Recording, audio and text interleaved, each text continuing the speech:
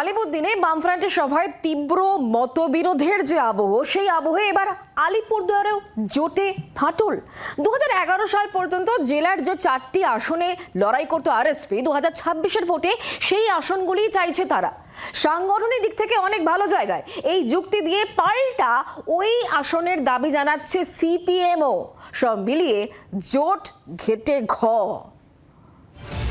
আলিমুদ্দিনে বামফ্রন্টের বৈঠকে সিপিএমের মোহাম্মদ সেলিম, ফরওয়ার্ড ব্লকের নরেন চট্টোপাধ্যায়ের তর্কাতর্কি নিয়ে যখন তোলপাড় কলকাতা, তখন উত্তরীয় জোটে ফাটল ধরার অবস্থা।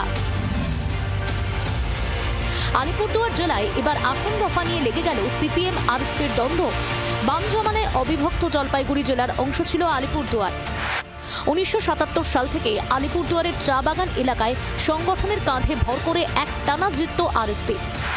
কিন্তু সমস্যার সূত্রপাত 2011 সালে বামফ্রন্ট ক্ষমতা থেকে সরে যাওয়ার পর।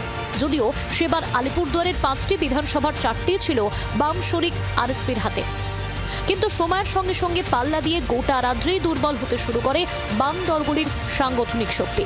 ব্যতিক্রম নয় আলিপুরদুয়ারের আরএসপি। পরবর্তীতে কংগ্রেসের সঙ্গে সিপিএমের সখ্যের জেরে বাম কংগ্রেস জোটের সময় আলিপুরদুয়ারে আরএসপির ভাগের আসন চলে যায় কংগ্রেসের হাতে। আসন্ন বিধানসভা ভোটে যখন কংগ্রেস একলা চলার সিদ্ধান্ত নিয়েছে, তখন আলিপুরদুয়ার ফিরে পেতে মরিয়া আরএসপি। আর সেখানেই বাদ সেধেছে সিপিএম। তাদের পাল্টা দাবি, আলিপুরদুয়ার জেলায় 5টি বিধানসভাতে সাংগঠনিক দিক থেকে বাম দলগুলির মধ্যে সবার আগে সিপিএম। যে আলিপুরদুয়ার 5টা বিধানসভাতেই হচ্ছে গিয়ে বামপন্থী দলগুলির মধ্যে সিপিএম এর অবস্থা ভালো, মানে অন্য ওদের তুলনায় ভালো সাংগঠনিক রাজনৈতিক সমর্থনের ভিত্তি যদি বলেন। কংগ্রেস দলের সঙ্গে আমাদের বোঝাপড়া আন্ডারস্ট্যান্ডিং, তাদের সঙ্গে আন্ডারস্ট্যান্ডিং না হলে আমরা এই সিট আমরা সিপিএম মনে করি যে এটি আমাদের প্রাপ্য হওয়া উচিত। সিপিএমের দাবি মানতে রাজি নয় আরএসপি। 2011 সাল পর্যন্ত জেলার যে 4টি আসন তারা লড়াই করত, 2026 সালের বিধানসভা ভোটে সেই আসনগুলিতে প্রার্থী দিতে চায় তারা। আমরা পরিষ্কার, আমাদের যে 4টা সিট আমরা বিগত দিনে নির্বাচনে প্রার্থী দিয়েছিলাম। বামফ্রন্টগতভাবে যদি লড়াই হয়, আমরা বলেছি যে 4টা সিটেই আমাদের প্রার্থী দেওয়ার মতন জায়গাতে আমরা আছি। সাংগঠনিক দিক থেকে সবাই দুর্বল হয়েছি, আমরা অবক্ষয় আমাদের হয়েছে, অনেকটা চেষ্টা করা হয়েছে, চেষ্টা করা হচ্ছে যে গুছিয়ে গেছি আমরা কিছুটা আগাতে পারি কিনা।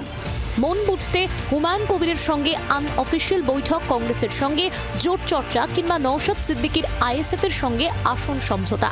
সম্প্রতি আলিবুদ্দিন স্টেটে বামফ্রন্টের বৈঠকে এই ইস্যুগুলিতে সিপিএম দলগুলির প্রবল সমালোচনার মুখে পড়েছেন সিপিএম এর রাজ্য সম্পাদক সেলিম।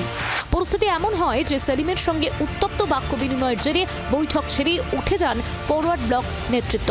1977 সাল থেকে মসৃণভাবে এগিয়ে চলা বামফ্রন্টেও মতভেদের ফাটল। আসন ইস্যুতে আলিপুরদুয়ারে সিপিএম আরএসপির দ্বন্দ্ব সেই ফাটলকেই আরো চওড়া করবে না তো? তপন দেবের রিপোর্ট, জি 24 ঘন্টা। বাংলার আওয়াজ, বাঙালির আবেগ, জি 24 ঘন্টা।